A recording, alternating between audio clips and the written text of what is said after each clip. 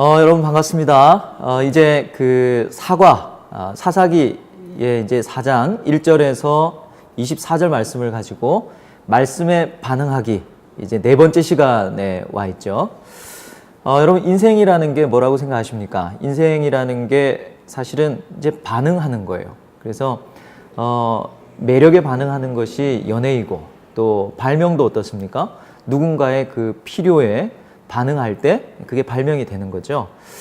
신앙생활도 어떤 것에 반응하는 것이라고 말할 수 있습니다. 하나님께 반응하는 것이죠. 여러분 하나님께 반응하는 것은 뭐라고 생각하십니까? 굉장히 많은 생각들이 있을 텐데 여러분 소그룹에서 이제 그런 부분들을 좀 나누시면 좋을 것 같고요. 하나님께 반응하는 것은 그분에게 인격적인 관계 속에서, 그분과의 인격적인 관계 속에서 그분의 말씀에 반응하는 것입니다.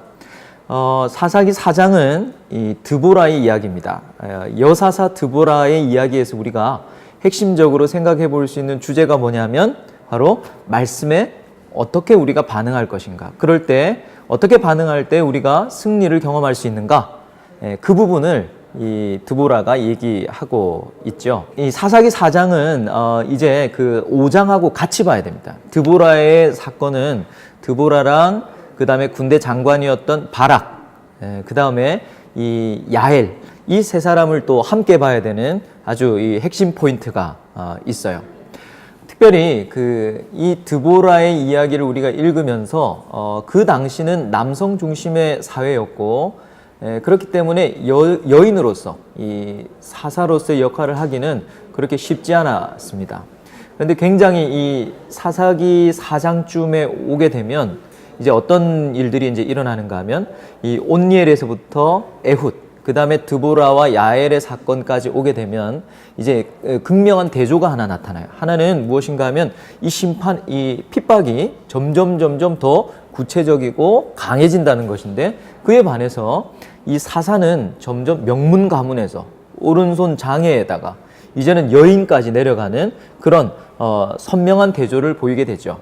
이런 선명한 대조를 통해서 하나님께서는 구원을 하나님이 이루시는 것이지 위대한 사사들이 이루는 것은 아니다 라고 하는 것을 말씀하려고 하시는 것입니다.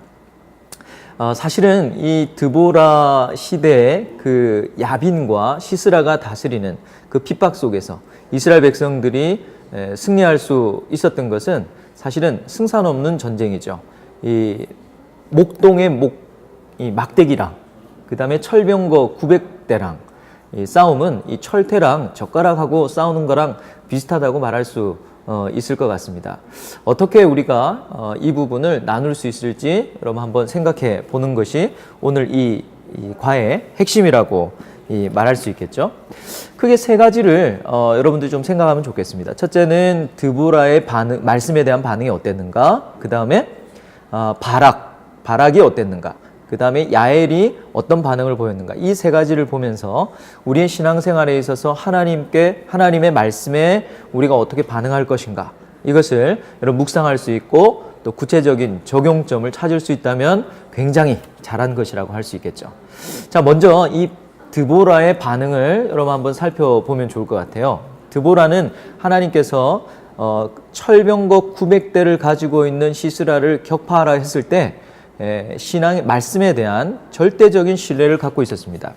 사실 이 야빈이라고 하는 것은 상징적인 인물이고요. 실질적인 학대는 시스라로 보면 됩니다. 3절 초반에 이 하솔이 철병거 900대를 가지고 있었다라고 한글 성경에 번역되어 있지만 사실은 이 하솔이라는 말을 원문으로 보면 이 3인칭 단수로 되어 있어요. 히죠.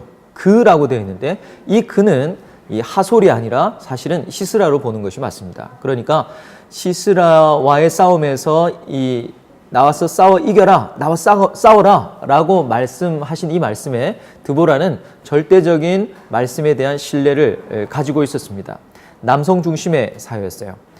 900대를, 철병거 900대를, 철기 문화를 주도해 나가는 그 병거를 이긴다는 것은 불가능한 것을 알매도 불구하고 철저한 하나님의 말씀에 대한 신뢰가 그런 그의 나약함들, 이 드보라의 약점들을 극복하게 하는 그런 모습을 보이게 됐죠. 요는 그것입니다. 이 드보라는 하나님의 말씀에 철저한 신뢰를 했다. 두 번째 바락은요, 그 말을 이 드보라가 했을 때 바락이 어떻게 반응합니까? 그러면 제가 나가서 싸우겠습니다. 이렇게 한 것이 아니라 드보라에게 당신이 나와 함께 가시지 않으면 저 같이 못 갑니다. 안 가겠습니다. 라고 이렇게 얘기했습니다. 이걸 좀 정리를 해보면 말씀에 대한 주저함이라고 말할 수 있겠죠. 이것은 어떤 의미인가 하면 말씀 플러스 알파가 필요하다라고 하는 그런 맥락입니다. 여러분, 이것은 말씀에 대한 올바른 반응이 아니에요. 왜 그렇습니까? 말씀에 주저하니까 결국은 이 바락이 받아야 됐던 그 영광을 여인 야일에게 빼앗기게 되는 것입니다. 세 번째 우리가 살펴볼 것은 야엘이죠. 이 야엘의 반응은 어땠을까?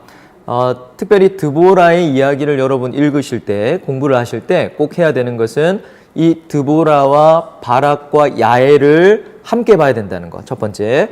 그 다음에 두 번째는 무엇인가 하면 이 4장과 5장, 5장은 드보라의 노래, 그죠? Song of 드보라인데 그 노래를 함께 봐야 해석이 된다는 것이죠. 야엘의 반응은 사실은 드보라의 노래편에서 해석할 수 있습니다.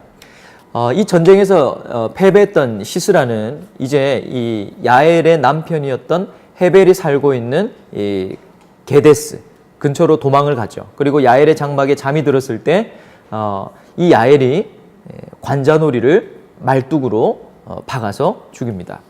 아마 우리가 재밌는 상상을 해보면 틀림없이 이 그 시스라는 옆으로 누워서 잤을 거예요. 아무리 이 자매가 힘이 세도 바로 누워 자는 사람의 여기 관자놀이, 템플 여기거든요. 여기를 말뚝으로 옆으로 이렇게 박히는 쉽지가 않을 거예요. 한 방에 꿰뚫었다고 그랬으니까 틀림없이 아마 옆으로 잤을 것입니다. 여기서 우리가 받을 수 있는 교훈이 뭡니까? 자매는 아구 힘이 세야 된다? 그게 아니겠죠. 여러분, 이것은 한마디로 상징입니다. 그러니까 장막 말뚝이 철병거 900대를 이겼다는 것입니다. 그런데 이 이야기를 드보라의 노래에서는 뭐라고 묘사를 하고 있는가 하면 야엘이 하나님을 사랑하는 마음으로 믿음에 근거한 행동이었다라고 이렇게 정의를 내리고 있는 것이죠. 즉 다시 말하면 이 야엘의 반응은 하나님과의 인격적인 관계 속에서 나오는 그 사랑, 그리고 신뢰, 믿음을 갖고 죽음을 각오한 그런 일을 자행을 했던 것입니다. 여러분, 이것이 드보라와 바락과 야엘의 말씀에 대한 반응입니다. 우리가 정리를 한번 해볼까요? 인생은, 신앙생활은 반응이죠. 하나님께 반응하는 것입니다. 어떻게 반응하는 것입니까? 세 사람을 통해서 우리가 알 수 있죠. 첫째는 우리는 절대적인 신뢰를 갖고 하나님 말씀에 반응해야 됩니다. 두 번째는요, 바락이 우리에게 전해주죠. 말씀 플러스 알파는 안 된다. 말씀 플러스 알파는 주저하는 모습으로 드러나요. 그러면 하나님께 쓰임 받긴 쓰임 받아요. 바락처럼. 그렇지만 누릴 영광을 얻지는 못하는 것이죠. 세 번째 말씀에 대한 반응은 무엇입니까? 인격적인 하나님과의 깊은 사귐, 관계 속에서 하나님의 말씀에 반응해야 된다는 것입니다. 여러분, 여기까지 여러분들이 하나님의 말씀을 공부하고 이제 여러분들이 삶을 돌아볼 시간이에요. 여러분들의 삶 속에서 여러분 어떻게 말씀에 반응하고 계십니까? 말씀에 절대적인 신뢰를 갖고 계십니까? 여러분들의 취업, 결혼 등등을 생각하시면서 혹시 말씀 플러스 알파의 신앙을 갖고 바락처럼 있지 않습니까? 여러분, 하나님께서 여러분 쓰시겠지만 여러분 통해서 영광을 누릴 수는 없다는 사실을 여러분 기억할 필요가 있습니다. 하나님 얼마나 사랑하세요? 야엘이 사랑했던 것처럼 목숨을 걸고 우리가 말씀에 반응하는 것은 인격적인 사랑의 관계가 아니고는 그렇게 할 수 없는 것이죠. 여러분 삶을 잘 돌아보시고 말씀에 올바로 반응하는 여러분들이 되기를 바랍니다. 이번 한 주도 말씀으로 승리합시다. 파이팅!